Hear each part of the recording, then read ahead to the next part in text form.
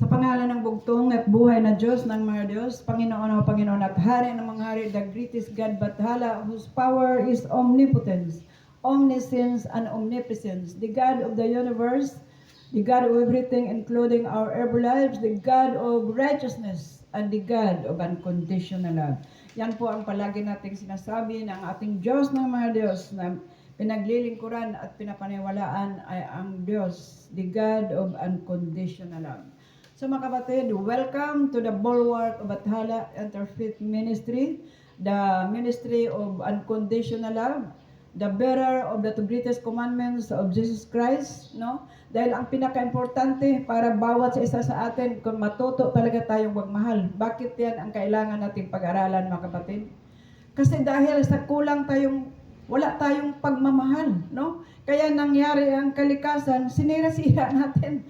Kasi kung alam natin na itong kalikasan ay Mother Nature at ang Mother Nature ay God, mga kapatid, hindi natin makayanan, no? Nasirain natin ang kalikasan. Nakaraan nating video, pinag-usapan natin na ang Diyos ng mga Diyos ay totoong God of unconditional love at ang lahat ng creation niya, ang kahoy, ang karagatan at itong Mother Earth na ating tahanan, ito'y binigay niya sa atin para sa lahat, hindi lang sa mga taong yung sinasabi nilang naglilingkod sa Kanya, no? Makita mo, masama, mabuti, nandito nanirahan sa Mother Earth, planetang Kanyang ibinigay po para sa lahat.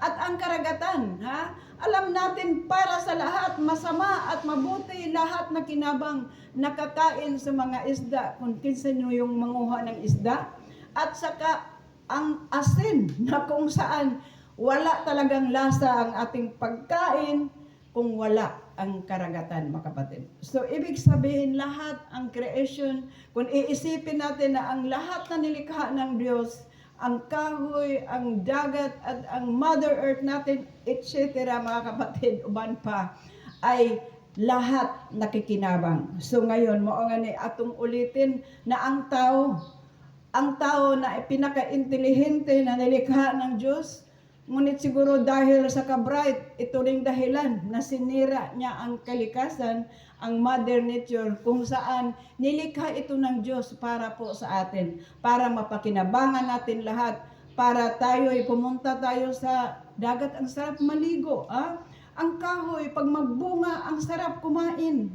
sa mga bunga ng kahoy, mangga, durian, nangka, ano pang klaseng kahoy na nagbibigay sa atin ng bunga, mga kapatid, upang tayo mabubuhay. Ngunit anong nangyari sa atin? Kinakalbo natin yung ating mga kabundukan. Isang dahilan, bakit tayo nagka-landslide? Bakit tayo nagka-landslide? Dahil kinalbo natin yung kabundukan. Pinutol natin yung mga kahoy, ini-export natin, binibinta natin. Yun po ang ating dapat pag-aralan na kailangan matuto tayong magmahal sa kalikasan. Matuto tayong magmahal sa ating planetang Earth, ang Mother Earth na siyang ating tahanan, na siya rin tayong sumera, at dahil sinira natin, tayo rin yung umani, no? Kasi magka-landslide. Kunting ulan, nagkaroon ng landslide, nagkaroon ng lunob. Kasi wala na yung mga kakahuyan na yung gamot nila, yun po ang pumipigil. Yun po ang pumipigil upang yung lupa ay hindi ma-landslide, no? At saka yung karagatan, mga kapatid, pinupollute natin, dyan din tayo kumukuha ng pagkain, di ba? Nangingisda tayo doon sa karagatan. Pero anong nangyari? Ang lahat na dumi, doon din tinatapon sa karagatan. Maalala ko tuloy yung mensahe ni Father Lahi noon, no?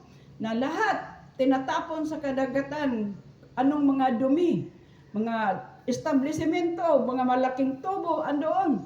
Pero ang tao din, kumain din doon sa mga mga isda, na nandoon lahat, mga CR, mga galing sa ospital, na ganyan po ang nangyari, kaya maraming nagkakasakit, no? Maraming nagkakasakit. At yan, mga kapatid, dahil kulang tayo, at ang kakulangan sa lahat, ang pagmamahal. Dahil kung tayo, mga kapatid, ay may pagmamahal, no? Maghanap tayo ng paraan na yung mga dumi natin ay hindi talaga pupunta sa karagatan kasi doon tayo kumukuha ng asin. Pinaanuhan natin yung asin at tinitimpla natin sa pagkain natin pang masarap kasi kung wala asin hindi talaga masarap, matabang ang kinakain natin, no? Gagawan sana natin ng paraan, mga kapatid, na ang lahat, ang lahat na ito ay kailangan nating mapigilan, lalo na ngayon na tayo ay nagka-global warming, Ang tao ang siyang pasimuno upang sumira sa ating kalikasan. Kaya dapat, kung meron man tayong dapat gagawin, ay yung makipag-reconcile tayo sa ating Mother Nature. Kung ano man ang ginawa natin noon, kailangan nating matutong magmahal. Kaya nga, kailangan ang sabi ng Panginoon Kristo, kaya nga ang bulwark o bathala is the bearer of the greatest commandments of Jesus Christ. Bakit? Dahil ito po yung kulang. Kahit ano man yung relihiyon mo, huwag mong gawing yan, hadlang upang hindi tayo magmahalan at hindi tayo magkakaisa. Lalo na ngayon sa ating pakipagbaka sa global warming dahil nakita na natin ang ating kapiligiran, hindi na mga kapatid normal. Hindi na normal, konting ulan. Nakita na natin yung mga atip nila, abot na sa tubig. Kahit pa nga walang ulan, bumabaha. Bakit? Kapag hindi umuulan sa kanila, pero yung bundok umuulan, dahil ang bundok ay wala ng mga kahoy doon, lahat na ay pinutol.